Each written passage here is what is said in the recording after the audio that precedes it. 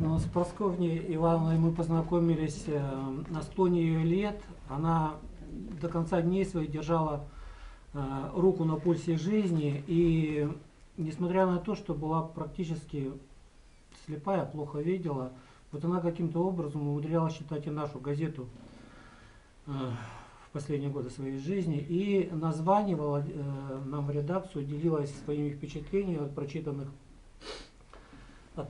статей. Ей это очень нравилось.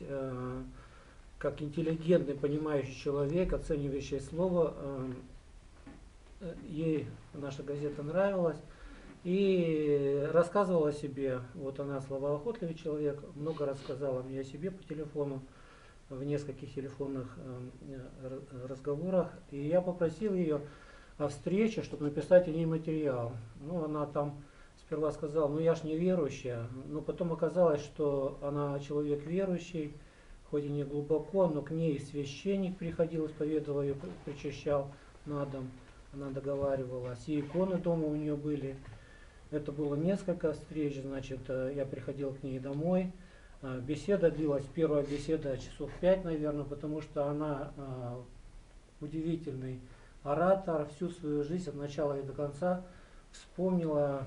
Все это потом появилось в публикации в моей, вместе с подборкой стихов. Дала мне все сборники своих стихов, я все перечитал, выбрал наилучшие. И все это прошло в нашей газете на всю Россию или на весь мир, поскольку сайт, значит, нашей газеты читается, расходится по всему миру, ну, а газета по всей России. И с тех пор, как-то мы стали дружить, она меня полюбила.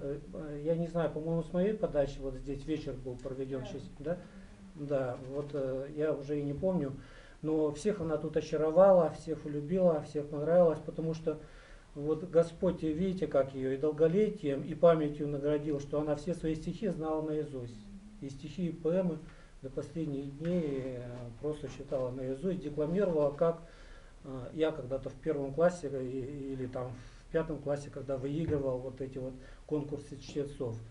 То есть она с таким энтузиазмом все это произносила, с такой силой жизни впитывала вот все, каждое слово. Видимо, поэтому тоже ей нравилось, что я тоже так же читаю стихи, хотя давно уже не так. И, значит, видите, Господь ее наградил встречи, вот Костя уже сказал, встречи с многими удивительными людьми. Муж-то какой у нее был. Один из самых известнейших людей в нашей республике, и не только в республике. Он написал, он и ученый замечательный, собирал там инструменты, и композитор потрясающий.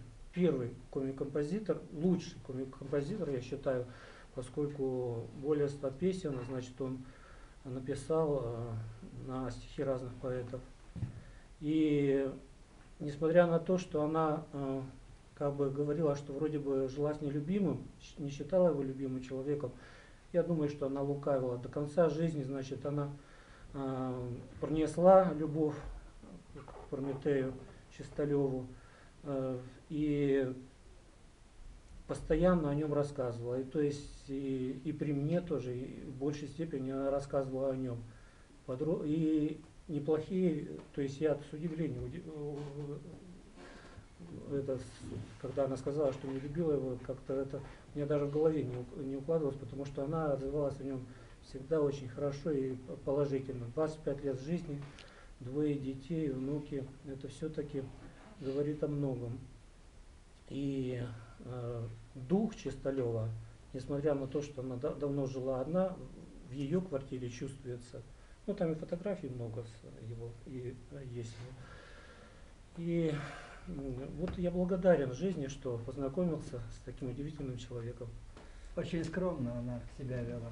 Да, очень скромный. Квартира Человек сильный, была скромная, да, очень небогатый. А кто из преподавателей, учителей сельских у нас богатый? У нее еще и взгляд на да, эту тему. она, в общем-то, она в душе коммунистом была, которая все, в общем-то, жила для других. Да. И что удивительно, что отношения со своими учениками она поддерживала до конца дней, дружила. Вот это мало кто может этим похвастаться из учителей, тем более современных, когда бы к ней, значит, ей ученики были благодарны, поздравляли ее с Днем Учителя, а ее стаж учительский очень большой, и навещали ее. Но это дорогого стоит. Но сейчас я почитаю свои стихи последние. Небо высокое, синь поднебесная, в золоте листьев покос, вновь выбегаю тропинкой воскресную в золото русских берез, чтобы бродить под веселыми флагами кленов, берез, тополей, чтобы напиться живительной влагою родины милой моей. Пряные запахи жухлой акации, чистый бальзам для души. Только под вечер до маленькой станции вновь прихожу из глуши.